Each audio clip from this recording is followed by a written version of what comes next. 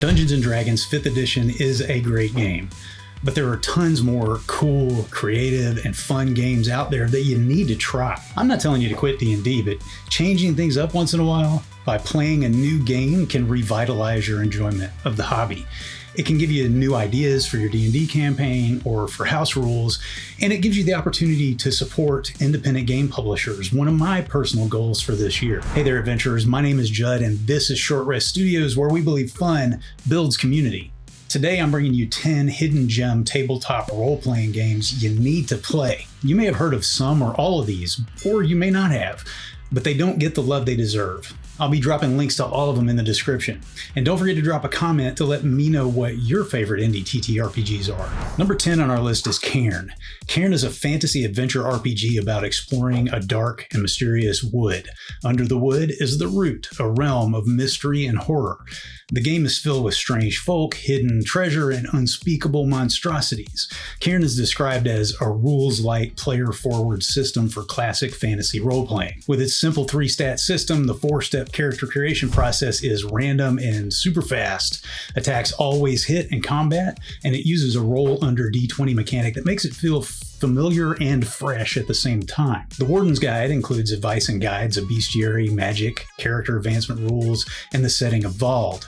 And you can read everything in 1st or 2nd edition Cairn for free online.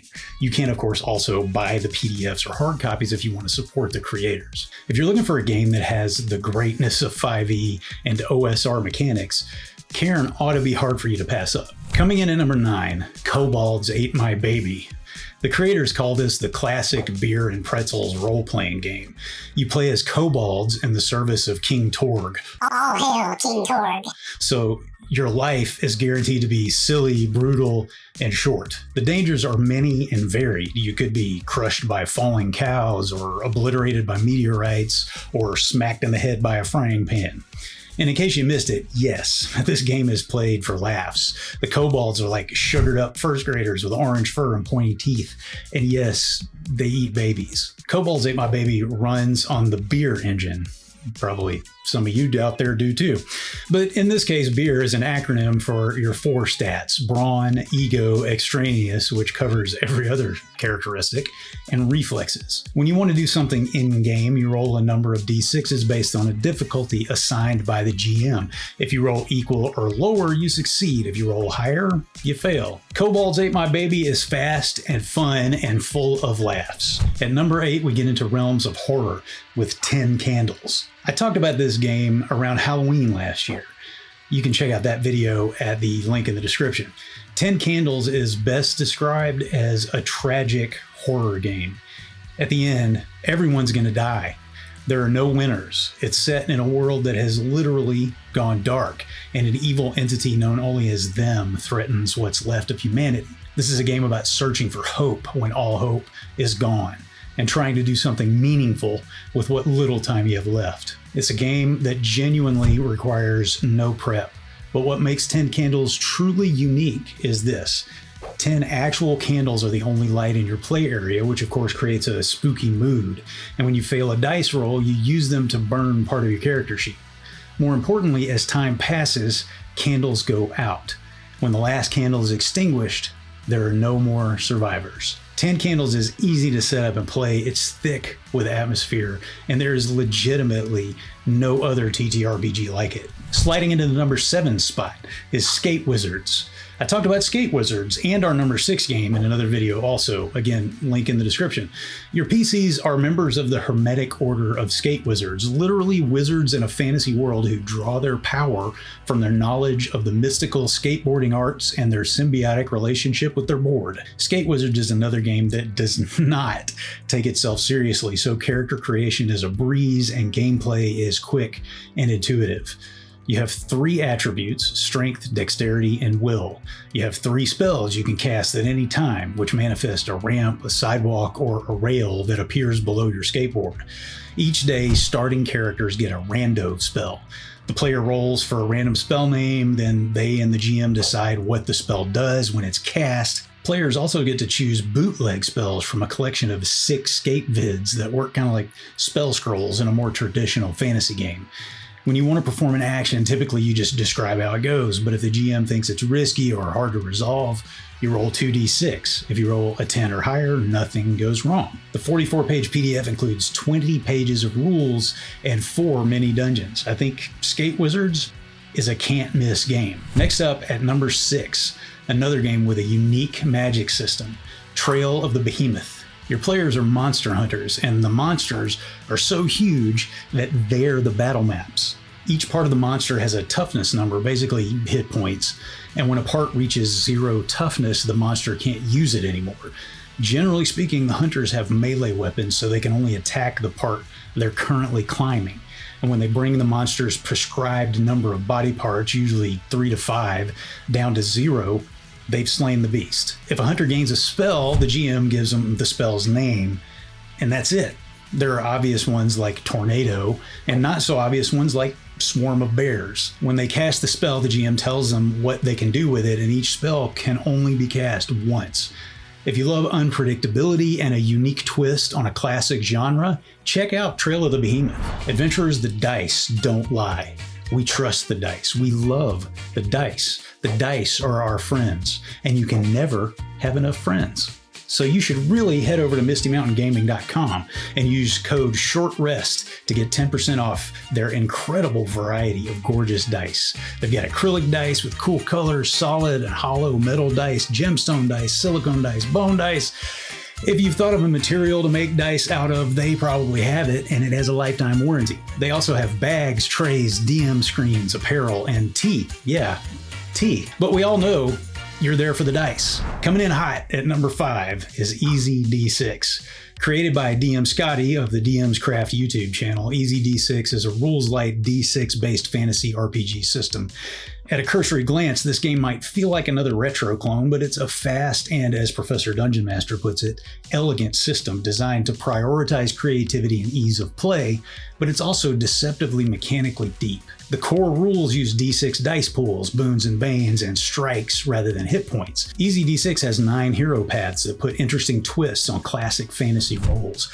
The core book has a bestiary with 20 classic monsters everyone will recognize and 20 more that are just crazy, and they're all easy to run and modify. Plus, it's got tons of tables for generating encounters, treasures, NPCs, locations, and story elements, so you can keep your game moving on the fly. If what you want is an innovative game that plays fast and has a sense of gonzo style, grab a copy of Easy D6. Breaking into the top 4, Gubat Banwa. I really hope I'm saying that right. Gubat Banwa is set in a Southeast Asian-inspired fantasy version of the Philippines. There are realms at war and 5 powerful factions ranging from religious to expansionist to an ancient kingdom. Players take on the role of honorable warriors with combat inspired by the martial arts of Southeast Asia. Both combat and magic are fast and kinetic.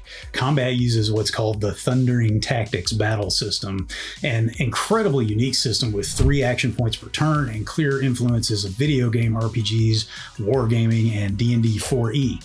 There's a class system based on martial arts and a dramatic and violent narrative system. Gubat Banwa's immersive setting, fast action, and unique mechanics make it a game you should not skip. In the number 3 slot, Wanderhome. This is, without a doubt, the cutest game on this list. It's whimsical, but it's definitely not silly. The publisher, Possum Creek Games, describes it as a pastoral fantasy role-playing game about traveling animal folk, the world they inhabit, and the way the seasons change. Wanderhome is set in the land of Heth, which is peopled by all kinds of anthropomorphic animals. There are quaint little towns and swaths of countryside. The livestock are giant bugs. It sounds gross, but it's not. There are no dice, no math, and no GM. Players earn tokens by essentially doing things sacrificially, like accepting an inconvenience, losing an item, or contributing to world building. And you can spend those tokens to resolve a challenge or focus the narrative on your character. It's player-driven narrative storytelling. You can automatically succeed if you want, but you can also choose to introduce a complication to deepen the story, which could also earn you a token. Wanderhome is quite a departure for those of us who are used to D&D and the like. It's a multiple award-winning game full of themes of home, kindness, and beauty, making it the most captivatingly unique game on this list. Our runner-up, Mausritter. Mausritter is a fantasy adventure RPG in which players take on the role of brave mouse adventurers in a huge, dangerous world. These little knights give the folk of Wanderhome a run for their money on cuteness, but in Mausritter, magic is dangerous and the enemies are powerful. Beyond that, the game doesn't really have a fixed setting, just tools to build your own. And people do everything from forests to garbage dumps. Mausritter, like Cairn, is built on Into the Odd, another indie game you should really check out. So the core mechanic is a d20 roll under and attacks always hit. Character creation is quick and simple. There are not a ton of rules, but there are hex crawls and magic and warbands. Did I mention the characters are mice? Quick, deadly mice. Somehow Mausritter feels cute and hardcore all at once, and I'm here for it. And here it is, the moment you've been waiting for. Our number one hidden gem toilet paper. I'm telling you guys about toilet paper now. Our number one hidden gem TTRPG that you need to play, I'm so excited about it, is Lancer. It's 15,000 years in the future, and your players are Lancers, elite mech pilots, in the fight to liberate the oppressed. Lancer's setting is massive and filled with interstellar empires, corporate states, and uncanny phenomena. Lancer has a unique mix of gritty tactical combat and rules-light narrative play, and that gives you the opportunity to play through military campaigns or explore the mysteries of the galaxy. Characters in Lancer progress through license levels from 0 to 12. They have a background for narrative context and some broad skills. In mech combat, they have hull, agility, systems, and engineering skills. And leveling up allows you to improve or even reallocate your skills. Where Lancer really shines is in the sheer variety of mechs available. 30 mechs doesn't sound like a lot, but they range from 9 to 45 feet tall. They have 2 or up to 6 legs. They might have organic parts or be able to teleport. And the weapons range from railguns to mines to axes and swords. Anything you want to do outside of mech combat takes a 10 or above on a d20 roll.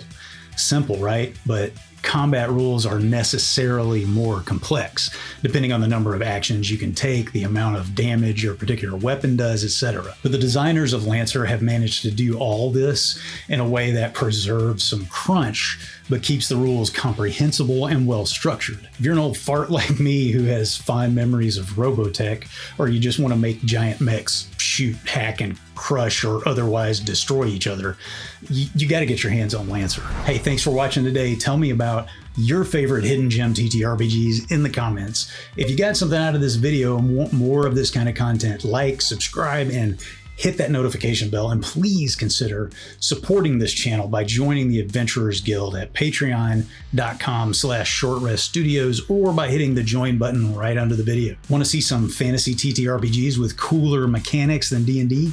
Check out this video, and I'll see you next time on Short Rest Studios.